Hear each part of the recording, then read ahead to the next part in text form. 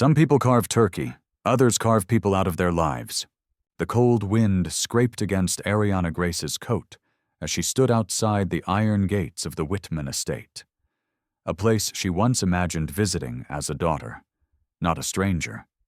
Inside, through the tall windows, warm lights flickered, shadows danced. And somewhere in that house, laughter bounced off old wooden walls that had forgotten she even existed. Thanksgiving was supposed to be about family, but not when you were the family secret. Ariana looked down at the white envelope in her hand. Thick, textured paper. Embossed initials. C.W. It wasn't an invitation. It wasn't even recent. She had received it 3 months ago, the day Charles Whitman died, and with it came the truth. To my daughter, Ariana Grace, I leave you the Whitman estate. I failed you once. Let this home be the apology I never made. Signed, notarized, dated 6 months before his death. It had taken her weeks to believe it was real. Not because the paper wasn't legal. As a lawyer, she knew what a valid will looked like. It was the idea that the man who never claimed her in life had finally tried to honor her in death that made her hesitate. She didn't rush to the court. She didn't call the press. She waited. She watched. And today, on Thanksgiving Day, she stood outside the house she legally owned and saw her half-brother Connor hosting a private family dinner inside. Connor Whitman, the golden boy, the only son, the executor, the man who'd filed for probate claiming Charles had died without a will. No known heirs, he wrote. Only surviving child, Connor Whitman. The ink on that lie wasn't even dry before he contacted a realtor to put the estate up for sale. 7 figures. No questions asked. But Ariana had questions. She had watched them live comfortably on the erasure of her existence. For years, they whispered her mother's name like a scandal, like a stain, never saying her own out loud. Now they were eating turkey on furniture her father bought, in a house her father left her, toasting to a legacy they tried to steal. Ariana stepped forward. The motion light snapped on. A butler opened the door but froze the moment he saw her. "Miss Grace?" he said hesitantly. She didn't answer him. Instead, her eyes met Connor's. Across the hallway, past the guests, just behind a champagne flute he held too confidently. His face twitched. She offered the smallest of smiles. Not bitterness, not revenge, just timing. "Enjoy dinner," she said softly. "It might be your last one here." And with that she turned around. Not toward a car, but toward court. Some houses have walls. Others have rules about who's allowed to belong. Ariana didn't remember much about the house itself, just the edges of it. She remembered the front steps, the sound of gravel under her sneakers, the way the curtains used to snap in the wind like they were waving her away. She hadn't been inside the Whitman estate since she was 7. That was the day her mother walked her up to the front gate, holding her hand too tightly. The gate hadn't been locked, but the silence on the other side of the intercom had spoken louder than any bolt could. They stood there for 17 minutes. Then her mother whispered, "He made his choice," and they never returned. Ariana's world had been small, quiet, and careful. A rented apartment, 3 jobs, a mother who loved her fiercely but never spoke his name. Even as a child, Ariana knew not to ask. But she noticed things, like how their landlord treated her mother differently than the other tenants, or how the school forms always left the father section blank. She noticed the way her mother would pause at certain names when folding hospital records at her night shift. Whitman, Langford, Carrington. Names that had bank accounts and buildings named after them. Names that didn't carry the scent of cleaning chemicals or overtime. She didn't hate her father. Not yet. For a long time she thought maybe he hadn't known. Maybe he was tricked. Or maybe he just wasn't ready. She wanted to believe in the version of him that didn't want to leave. But that story cracked when she was 16. That was the year her best friend got pregnant. Her father, who had barely spoken to her before, showed up at the school office, stood behind her, put a hand on her shoulder and said, "She's mine. Don't make her do this alone." Ariana didn't speak the entire ride home. That night she asked her mother again, "Are you sure he knew about me?" Her mother's silence was her answer. By the time Ariana graduated law school, she had no illusions left. She knew the law didn't always protect the right people. It just protected whoever showed up first with the right paperwork. She saw families torn apart because someone didn't file a form on time. She watched billionaires hide assets behind shell companies. And grieving kids lose homes because no one taught them how probate worked. So she studied estate law, not to win, but to make sure people like her mother never lost again. Charles Whitman had been a name on real estate signs, a signature on downtown skyscrapers, and a ghost in her childhood. He didn't attend her graduation, but he sent a check, unsigned. He didn't send condolences when her mother passed away, but a week later she received flowers. No card. She wasn't sure if guilt had an expiration date. But when the letter from his private lawyer arrived, sealed and heavy, she realized. He knew, the whole time. He just wasn't brave enough to say it out loud. Connor, on the other hand, had never known shame. Raised in the estate, fed on legacy, groomed to inherit. He walked through the world like it owed him grace and gave him trophies just for being Whitman's son. He knew Ariana existed. He saw her once at a fundraising gala. Her firm was representing low-income tenants being displaced by one of the Whitman construction projects. He looked at her name badge, smirked. Didn't know we were handing out Whitman bloodlines like candy. It was the first and last time she saw him. But now he was selling the house. Ariana knew why. Connor didn't want to live in his father's memory. He wanted to cash it out, before anyone could contest, before the truth had time to speak. What he didn't know was that truth had already arrived, signed, sealed, notarized, and it came with teeth. Ariana had spent years reading other people's stories written in legal ink, wills that shattered families, revealed secrets, exposed loyalties. But none of them had her name in them. Until this one. The will was dated 6 months before Charles Whitman died. 2 pages. Clean language, no fluff, 1 signature, 1 notary, 1 witness. Legally airtight. It named Connor as the heir to the business, Whitman Development Corp., 49% ownership. Predictable. Then, in the second paragraph, everything shifted. To my daughter, Ariana Grace, I leave the Whitman estate, known as 427 Oak Ridge Drive, along with all its contents. May this home be her beginning, not her burden. The words hit like thunder, not because they were surprising, but because they finally made her truth visible. Charles Whitman had never said her name aloud in public. He'd never claimed her.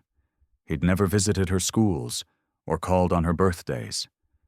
But here, in legal ink, was the one thing she'd never been given while he was alive. Recognition. The will was real. She checked every detail. As a lawyer, she knew how fragile a poorly written will could be. But this one was flawless. Except for one thing. It had never been filed in probate court. Briggs, the lawyer who'd sent it to her, had held on to the document for months after Charles passed. Ariana met him in person the day after the envelope arrived. He looked older than his years, nervous in the eyes. He admitted everything without her even asking. "Your father told me to wait," he said. He said, "If they don't name her, give it to her. But if they do, if somehow they do right, then leave it be." Of course, they didn't do right.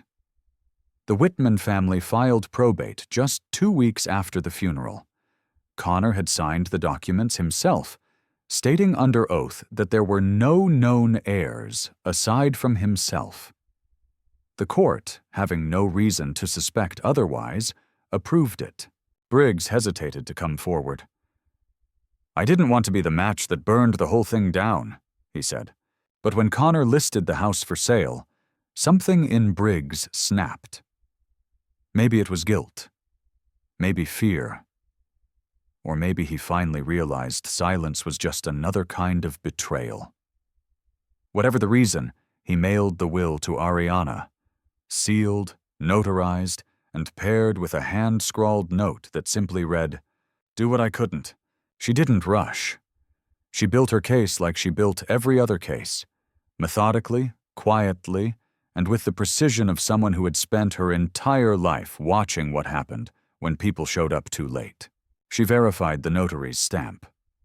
Found the second witness, a former housekeeper named Evelyn, who still remembered the day Mr. Whitman signed the document. Ariana spoke to her on the phone. Evelyn's voice cracked halfway through the call. "He said he was leaving it to the girl," she whispered. "Said it was the only thing he ever got right." Ariana had more than a will. She had an old DNA report her mother once filed, thinking, foolishly, that Charles might finally step up if he saw proof. He never did. But now, it gave Ariana what she needed: irrefutable biological connection.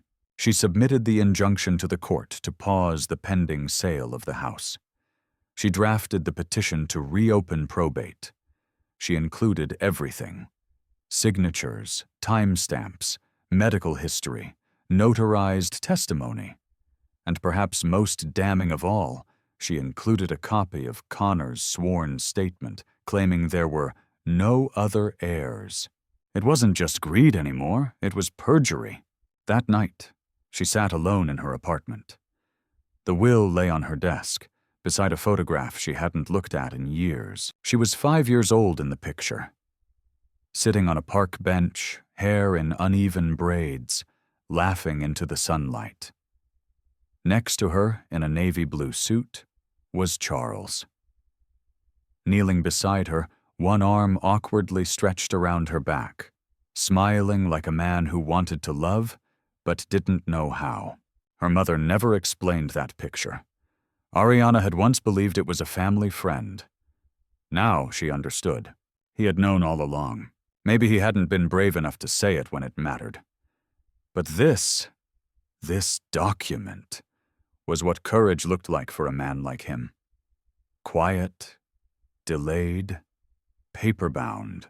She stared at the signature one more time and said, not bitterly, but with quiet resolve, "This should have been mine the day he died, but now it will be." By the time Ariana's injunction was approved, the Whitman estate listing had already gathered interest. 2 buyers, 1 offer, and a family celebration lined up for the first Sunday of December, meant to toast Connor's clean break from the past. But the past doesn't always stay buried, especially when it's written on paper. The court order came in with a judge's signature and a hard stop.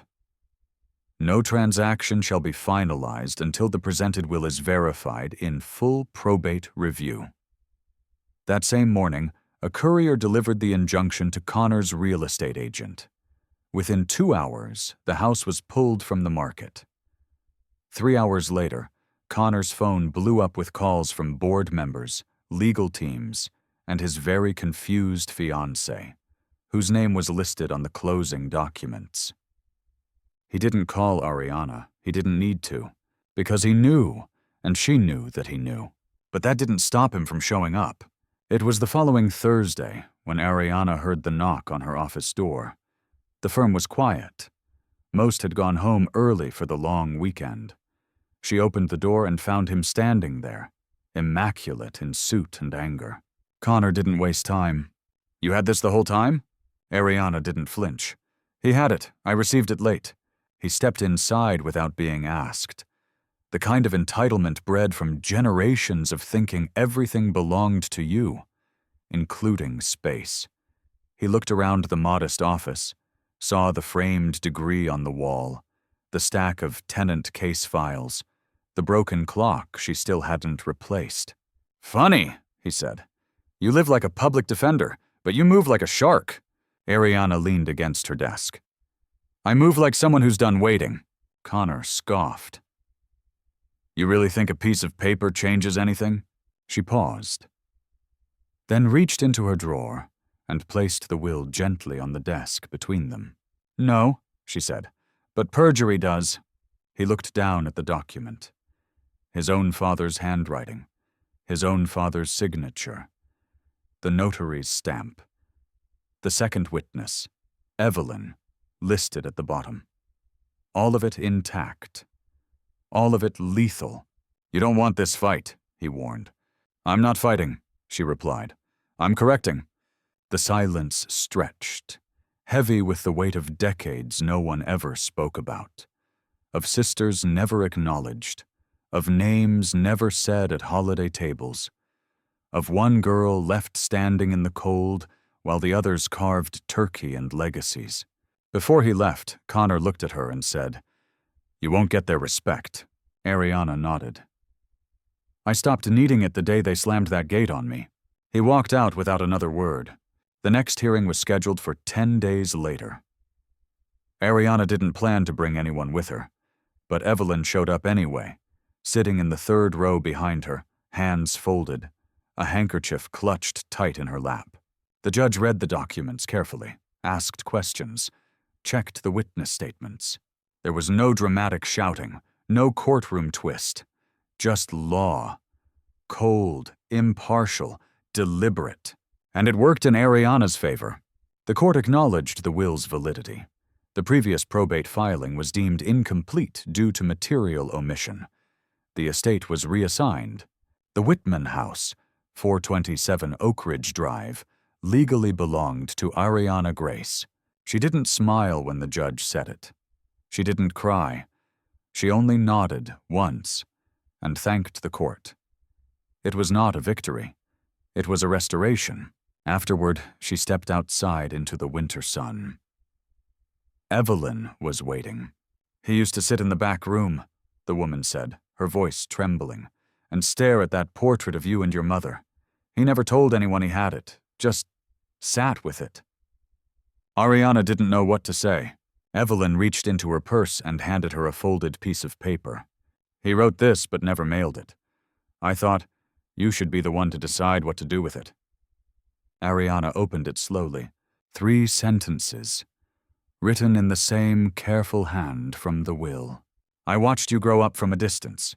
I didn't deserve to be your father, but if this house can give you anything, I hope it gives you a place where your name is never forgotten." That weekend, Ariana walked through the halls of the Whitman estate for the first time in 22 years. No one stood in her way. No one watched through the window to tell her she didn't belong. In the dining room, she found a folded white cloth still stained with wine from the last Thanksgiving. She picked it up, placed it in the laundry, and started fresh. The house felt different when it was quiet. Not empty, just honest. Ariana moved through the rooms like someone learning a new language she had always heard, but never spoken. She didn't redecorate. She didn't strip it down. She walked through it as it was. Books untouched on the shelves, rugs worn in certain corners, windows that stuck slightly when opened too far.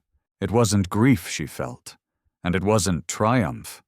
It was something in between. The hallway near the back staircase led to a study. The door had been painted over more than once. The brass handle was loose. She pushed it open, expecting to find nothing more than a desk and some dust. But instead, she found the room where he kept the things no one else was supposed to see. On the left wall, a locked filing cabinet. On the right, a photo frame turned backward on a shelf. She picked it up. It was the same photo from her childhood, the one on the park bench. But this one wasn't creased. It wasn't faded. It had been printed professionally, matted, framed, protected. He'd kept it here, away from the public rooms, away from guests. But he kept it. And behind it, folded and pressed flat in an envelope, was a letter, dated 5 years ago, addressed to no one. Ariana sat down in the worn leather chair by the window and read it. There are truths I never had the courage to say aloud. I watched you become everything your mother believed you would be. I watched you walk stages I couldn't sit in. I saw the world look at you with the same doubt they looked at her. And still, you rose. I let fear win. I let legacy silence love. If this house is still standing when you read this, then I hope, somehow, it can carry what I couldn't say. That you are mine. That you always were.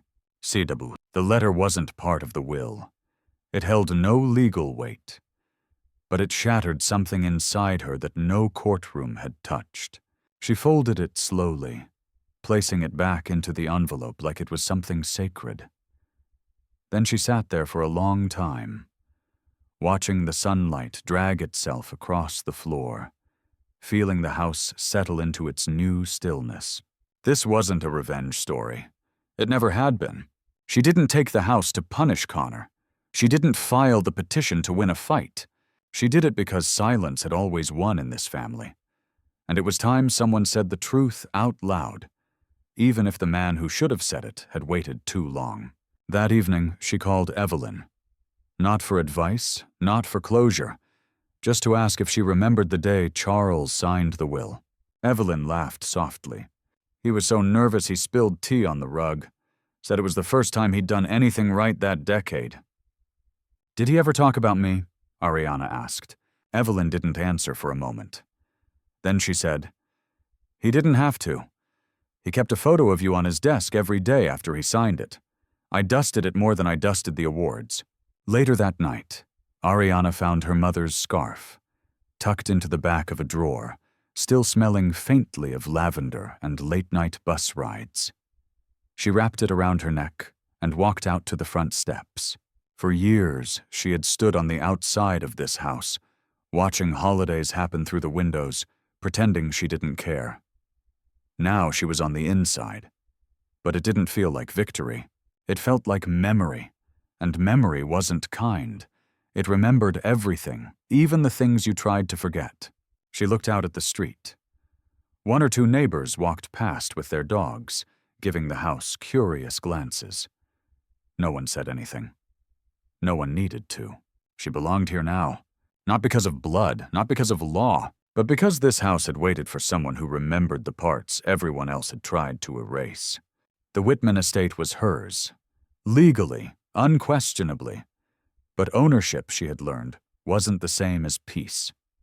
The house no longer resisted her presence, but it didn't embrace her either. It stood quiet, watchful, like a building that had held too many secrets and didn't yet know how to breathe under the truth. Ariana walked through each room as if trying to decide what stayed and what left. Not furniture, memories, echoes, smells, ghosts of conversations she was never part of, holidays she was never invited to, family portraits she was never allowed in. She stood in front of the largest one now, above the fireplace. It was Charles, Connor, and Connor's mother. A perfect trio of lineage, frozen in expensive lighting. Not even a frame cracked. She studied it for a long time before reaching up and gently removing it from the hook. The wall behind it was dustless, untouched, as if even time had agreed to leave that legacy alone. She didn't throw the painting away. She didn't burn it. She wrapped it in linen, labeled it clearly, and stored it in the attic, next to the boxes labeled Connor School Years and Wedding China. Because she wasn't here to erase the past. She was here to make room for her own. The next morning, she sat at the old kitchen table, one her mother never got to sit at, and opened her laptop. There were emails from the court, the title company, even a passive-aggressive message from Connor's assistant asking when he could collect his remaining personal effects. She didn't respond. Not yet. Instead, she opened a new tab. Typed in the name of a shelter downtown, the same one her mother once volunteered at during the years when work was scarce and dignity was expensive. She scheduled a call. Then she drafted a legal transfer. By noon, it was done. The guest house in the back of the estate would become temporary housing for displaced women and children, fully funded, fully protected, and with no application fees. When her paralegal called to confirm the structure of the trust, she only said, "Put it in my mother's name." That night, she visited her old apartment one last time. The lease was up, but she hadn't packed much. She didn't own a lot. Books, case files, a chipped coffee mug with a quote about justice that never quite made her laugh. She stood by the window where she used to sit every Thanksgiving, eating boxed macaroni and cheese while scrolling past pictures of families gathered in homes with more chairs than people. She thought about all the years she had convinced herself she didn't want what they had. Now that she had it, she didn't feel full. She just felt ready. It wasn't revenge that moved her. It wasn't pride. It was the quiet sense that justice doesn't always roar. Sometimes it walks in slowly, rearranges the furniture, and sets the table for someone else. 3 days later, she invited Evelyn over for lunch. No press, no cameras, just a bowl of soup and a seat at the table. Evelyn looked around the dining room and said, "I never thought I'd be back in this house without gloves on." Ariana smiled. "And I never thought I'd be in it at all." She didn't talk about Connor. She didn't talk about the lawsuit. Instead, they spoke about Evelyn's grandchildren, about how strong her mother used to be, about the things people don't write down but remember anyway. Before she left, Evelyn said, "You did more than claim what was yours. You restored something they tried to bury." Ariana didn't answer. She just walked her to the door and held it open. The wind had picked up again. Dry leaves tumbled across the steps. And for the first time in years, Ariana wasn't looking at the house from the outside. She was standing in the doorway, welcoming someone in. Connor didn't knock this time. He just showed up again. Same car, same coat, same entitlement dressed in urgency. Ariana saw him through the window, standing on the front step like he still had keys to everything. She didn't rush to open the door. She let him wait, long enough to remember what waiting felt like. When she finally opened it, she didn't move to let him in. "You filed a motion to transfer the trust?" he asked. His tone was controlled, but barely. Behind it, panic, resentment, and disbelief that she was still, after everything, in control. She didn't answer his question directly. "There's no longer a trust in your name tied to this property," she said. That ended the moment the court validated the will. "You're using the house for, what, charity?" "I'm using it," she said, "for what should have been done with it a long time ago." Connor laughed bitterly. "You think this makes you some kind of martyr? You think this makes you better?" Ariana stepped onto the porch, closed the door behind her. "I don't need to be better," she said. "I just need to be done." He blinked. "Done? With pretending like any of this was ever about family?" For a moment, he said nothing. Then he pulled something from the inside pocket of his coat. A folded newspaper. He opened it to reveal a photo. Her standing on the steps of the courthouse, holding the final decision papers. Above the headline, "Black Daughter Reclaims Her Father's Estate. Legal Battle Ends in Historic Win." "You leaked it to the press?" She shook her head. "No. The press leaked it to itself. People talk. And sometimes they listen." He looked at her like she'd betrayed something sacred. But Ariana knew. There was never anything sacred to begin with. Only silence, only shame, only inheritance masked as identity. "You embarrassed this family," he hissed. "No," she said. "This family embarrassed itself the day it decided silence was easier than truth." Before he could speak again, she continued, "I didn't ask for this spotlight. I didn't file the lawsuit to be featured in headlines. I filed it because the truth was in a drawer while everyone kept passing the lies around the dinner table." He looked down. For a second, the arrogance wavered. "You're not going to give it back, are you?" he said softly. It wasn't even a question. It was a plea wrapped in resignation. Ariana stared at him, not angry, not triumphant, just clear. No, I'm going to build something with it. Something that doesn't require erasing people to exist. She stepped back inside, but before she closed the door, she looked at him one last time. "Connor," she said, voice level, "you still have your name. You still have your money. You still have your place in this world." Then she paused, her voice softening only enough to let the words cut deeper. "But I have my father's last word." The door closed, and for the first time in his life, Connor Whitman stood outside a house he couldn't reclaim. The first snow came the following week. Light, hesitant, like it wasn't sure it was allowed to touch the ground yet. Ariana stood by the upstairs window, watching the white spread across the front lawn. The same lawn she had once been told not to step on. The same path where her mother had once held her hand and whispered, "We're not welcome here." Now, there was no one left to guard the gate.